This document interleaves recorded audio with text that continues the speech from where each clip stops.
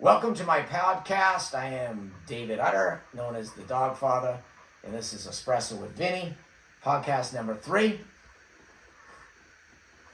Vinny missed me for a bit. I was out of town, traveled 900 miles to a lady who is retired. She had a beautiful giant Schnauzer female like I have, and the dog was becoming very frightened to walk because it had been attacked 4 times by some dogs on her country roads. And she wants it to eventually be a service dog for her. And she just loves it so much, she thought she was going to have to get rid of it. And she just was in a panic. She tried some of the other, not mentioning names, but they're big corporate franchises where they become masters at marketing and fooling the public.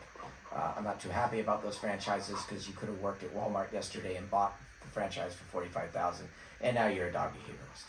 So needless to say, they spent a lot of money, didn't get anywhere. They called me up. I flew into the middle of the mountains out there in the United States. Beautiful country, great people. I love country people. Can't get enough of them. And she said, David, what am I going to do? And I said, I'm going to show you. Don't worry. I've done this. So we started walking through the mountains. We went by the neighbor who had a Great Pyrenees who originally attacked her dog. The lady was very irresponsible. She thought she could just let her dog roam free with no fencing. And Great Pyrenees, if you study them, they guarded flocks and they would run out and protect the flocks. So it wanted to protect the flock, and it was 2 females. She has a female, that dog was a female. That was a no-no. So we had to have a hard talk with the neighbor. She didn't like it very much. So what we did is we worked with her dog. It's like, I call it like my caveman training. We get together as the group, as the family, and we basically walk like we're a bunch of mobsters and gang, which is kind of my theme. And we got our sticks and our clubs. We got the dog walking. If the dog barks, we make a lot of noise, and we tell that dog to stay off her dog. And the dog sees that we're here to guard the dog that we're with. Once the younger dog, her giant Schnauzer, 7-8-month-old dog, learned that we were going to protect that dog and that we were working the dog quickly and with strength, the dog started to build confidence. Then we went into different roads and met other dogs randomly on dog paths and biking paths, people walking their animals. And this really helped the dog. You have to show strength and you have to show a lot of assertiveness and speed. Once these dogs like a giant Schnauzer, Belgian Malinois, Eastern Shepherds, a lot of these intense breeds need to feel that you're intense so they feel like they're with their own kind to feel protected.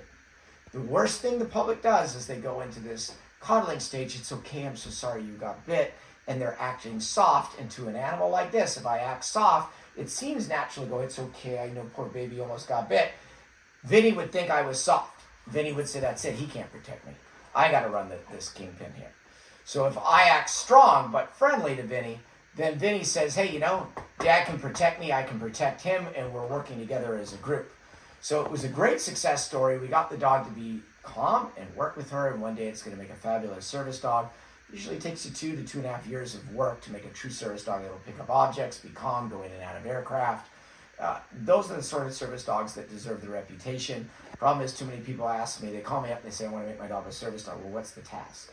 I mean, there's a big issue with what's the task. Depending on if you have seizures, is it going to detect, or is it just going to pick up objects? Is it going to help you support and walk? Is it a PTSD dog? So there's a lot of different definitions of service dog. So please be specific when you call somebody up and say, can you make my dog a service dog, right? This trip was fabulous. I've got a lot more news to talk to you about, other people I met on the trip. So Vinny, let's take a little hit of espresso and get to the rest of the show. That's a baby, huh? Oh yeah, oh yeah. Not that my kid needs more espresso, he's hyper enough. But I sure do. Okay. I'm going through the airport and I see a lady with a Belgian Malinois. If you don't know that breed, it's a very strong, high energy breed that's used for a lot of military and police use. And it's no toy, it's no family pet. Of course, she's got a service dog vest. Everyone wants their dog to be a service dog today. So another dog comes by in the airport. That dog now, the 2 of them are getting at it and barking, and her Belgian Malinois is lunging at the other person's dog. The other person's dog was actually calm. She has a service dog vest. I said, ma'am, I work with canines. Why is your dog doing this? And by the way, distraction training or redirecting the dog to somewhere else, like trying to jump and hide and make temporarily, is not going to ever work to train a Belgian Malinois. Well, what did she say to me? She was sarcastic, and she says, oh, yes, it will. Okay, and I said, that's nice, ma'am. You know everything. Good luck, to you today. why does this woman think that that dog is trained? She's delusional. Okay, I see a lot of people out there, they're delusional. Your dog is not trained if you have to feed it snacks all day, shot collar it all day, and it's delusional, and you have to redirection it, like take toys and like give it food and make it face the wall, block it with your body so nobody can see it. None of that's going to work. Okay, so you have to remember that the only way to get through training is to demand perfection if you're going to have a service dog, especially these big dogs, because once they go bad, they become dangerous to all other animals and the public. All right? Just like Vinny here, and he was a stray, I rescued him and he had done damage before. You've got to force them into being a good dog. And by then they're mature.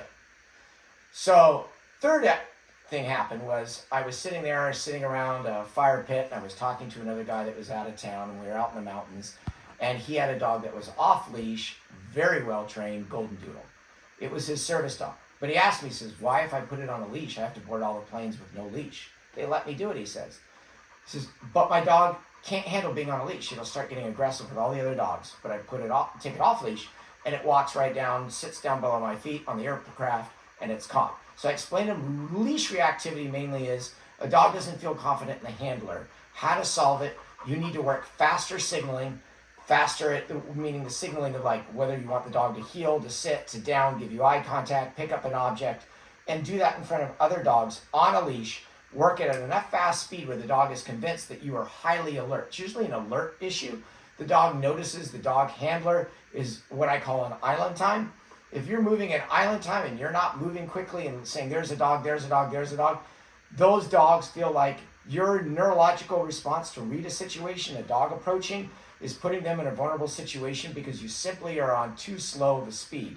That island time where you just don't get to the point of the dog entering the space of your dog quickly enough and throwing the commands and making the dog feel like I got it, I can protect you, is generally when you get a reactive leash dog. Okay?